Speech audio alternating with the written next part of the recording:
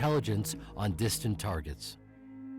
So we had a 20-year program at Stanford in which we worked with the CIA to describe what the Russians, what the Chinese were doing. We were forecasting on a Monday whether the market would go up or down the following Friday, and we made 9 forecasts like that, 9 weeks in a row, and they were all correct. We made $120,000, and we're on the front page of the Wall Street Journal. So back in 1982, when we were making money on Wall Street, ESP was real.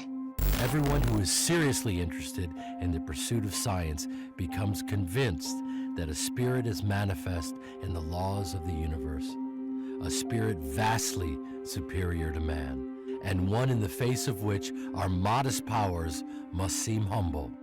Albert Einstein.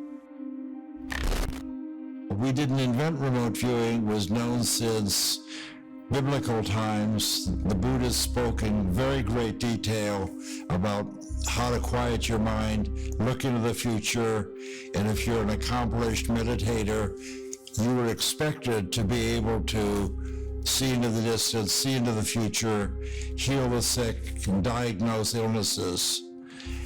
And various times during the next millennia, people would discover that yes, indeed, you can look into the future, you can look into the distance, and our operation from 1972 to 1995, 23 years, our venture into this was a rediscovery, a recapitulation of what people had known and forgotten during the previous millennia.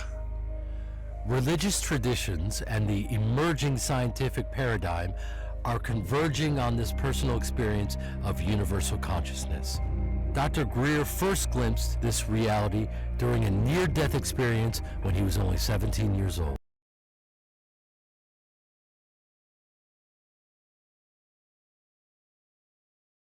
How to do meditation, because the whole universe is actually folded within every single conscious being. It's like a quantum hologram. But if you look at it, every single sentient being in the cosmos has folded within the structure of the consciousness, the entirety of the cosmos, everything. Which is why within these deep, quiet, meditative states, you can obtain knowledge, see places, know things, communicate. Because in reality, it's always there. You just have to get into a quiet state of consciousness where it opens to you. Dost thou reckon thyself only a puny form when within thee the universe is folded? Baha'i Teachings.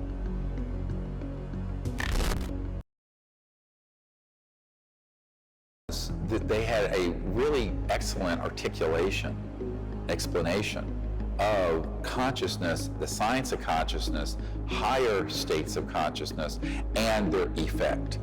Now, their effect are known as siddhis, S-I-D-D-H-I-S.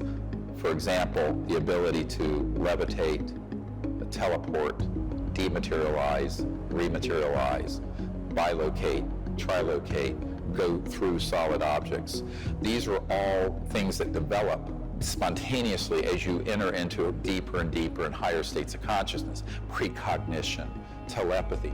And these were not considered exotic phenomena. These were considered abilities that were available to the experienced meditator. It's just part of quieting your mind, part of the practice, and it's all available.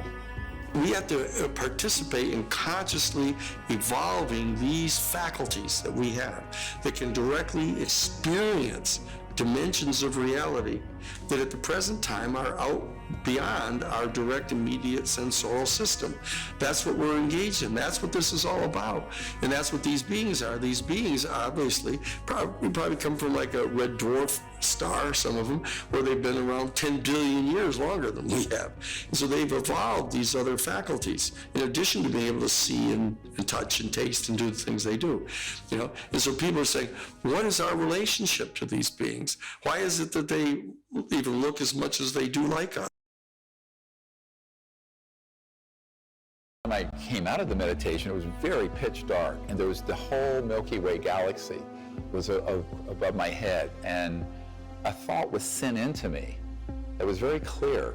It wasn't my random thought or hallucination at all. And it said, "Behold what a beautiful universe God has made." And with that, I went right into the state of consciousness that I was in the near-death experience, except now I'm awake and standing on the mountain.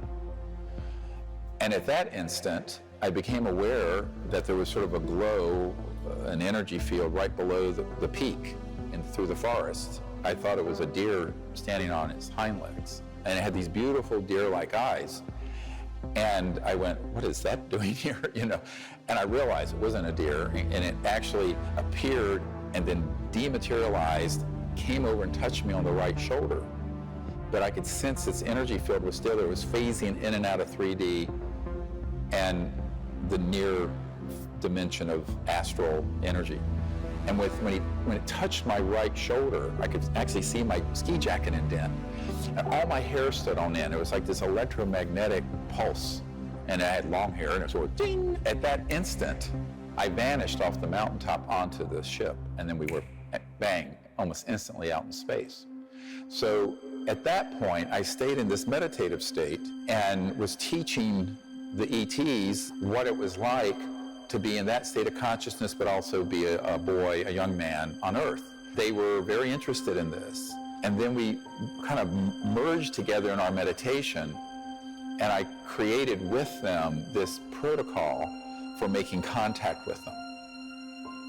2 years later, Dr. Greer attempted to recreate the experience during a meditation teacher training course in the French Alps, resulting in the first mass witness CE5. What we experienced in France was really life-changing for me. It was the summer of 1975, and that was the year we both turned 20. When we were in teacher training, it was very intensive. We were meditating, doing yoga, listening to endless tapes of Maharishi. So I did a deep meditation, went into this state, and could sense where in space these ET crafts were, connected to them, introduced myself by name, and then vectored them like you would vector a jet into JFK airport. All of a sudden, right out of nowhere, appeared a metallic, silent, tetrahedron-shaped silver ship.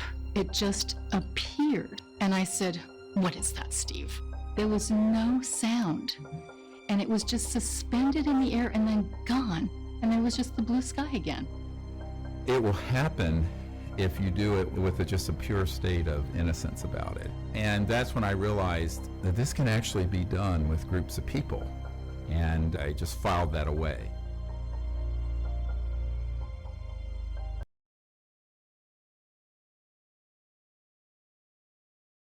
In this flow, mind and matter are not separate substances. Rather, they are different aspects of one whole and unbroken movement. Dr. David Bohm, physicist. The best way to understand non-locality is to understand that in both physics and in consciousness, there is a connection that exists amongst all things, from photons to people to awareness, that isn't limited by space and time per se, that are woven within each other. Dr. Emoto, the Japanese scientist, began to experiment with water and people putting their intent on the water.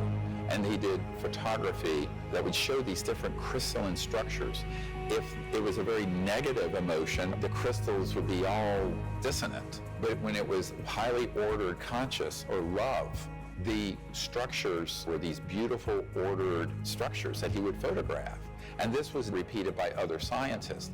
Water has a crystalline component, but it's also tied into, like all matter in space and time in the universe, to this consciousness force field. If you enter into just a quiet state of consciousness and intend something very positive, it literally altered the structure of the water itself.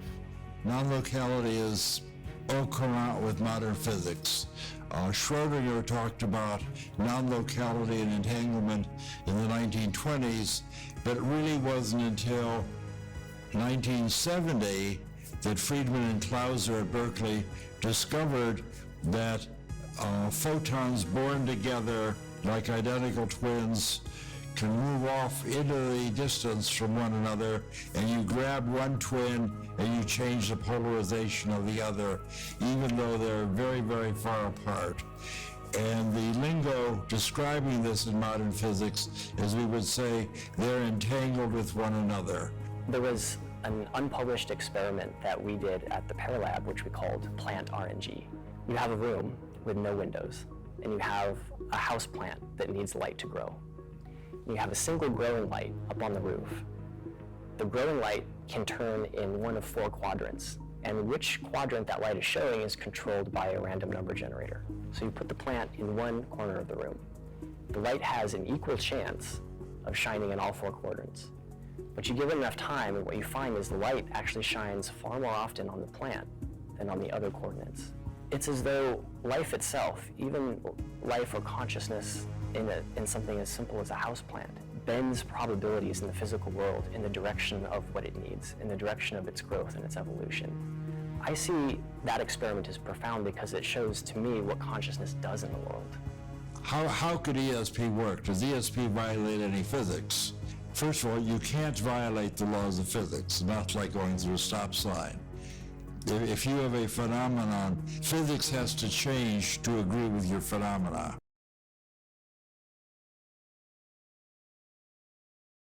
If you're traveling beyond the speed of light, I call it the crossing point of light. It's like this beyond the sound barrier. Well, there's something beyond the light barrier. And you're going from, say, the Andromeda galaxy. That's 2.5 million light years away. So at the speed of light, it would take 2.5 million years for them to get here. The speed of light's too slow. You cannot go from point A to B through the cosmos through a linear system of transportation. Moreover, you cannot communicate through those distances with something at the speed of light, which is what your cell phone and all these radio frequency electromagnetic communication devices we use now on Earth are using. Any civilization that is here, that is interstellar, by definition is transdimensional. They're passing through other dimensions and dropping out of linearity and going from A to B, boom, almost like a teleportation where it's that resonant effect from point A to B. Any communications systems that these ETs have are also going at the speed of not light, but of thought, a quanta of thought.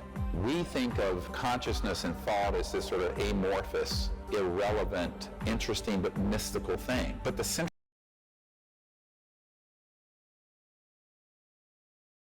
prana, chi, magic, consciousness. Every culture throughout history has had a word to describe this intangible energy that connects everyone and everything. Decades of laboratory studies show that our minds have a mysterious ordering effect on quantum-level phenomena. Despite overwhelming scientific evidence, most people would still be shocked to learn that certain scientists have known that the force is real for a very long time. One of the people that I met in the course of doing this work was astronaut Edgar Mitchell, who was the 6th man to walk on the moon. We have sightings of all sorts. There seems to have been a great deal of secrecy surrounding the so-called UFO event. He had an experience in space, an expanded state of consciousness that led him to form the Institute of Noetic Sciences to study the science of consciousness. I also brought him to the briefing I did in 1997 with the head of intelligence for the Joint Chiefs of Staff, Admiral Tom Wilson. The data on that has since leaked out. Edgar Mitchell realized there was this connection between space and these extraterrestrial life forms and the science of consciousness that was very integral to the study.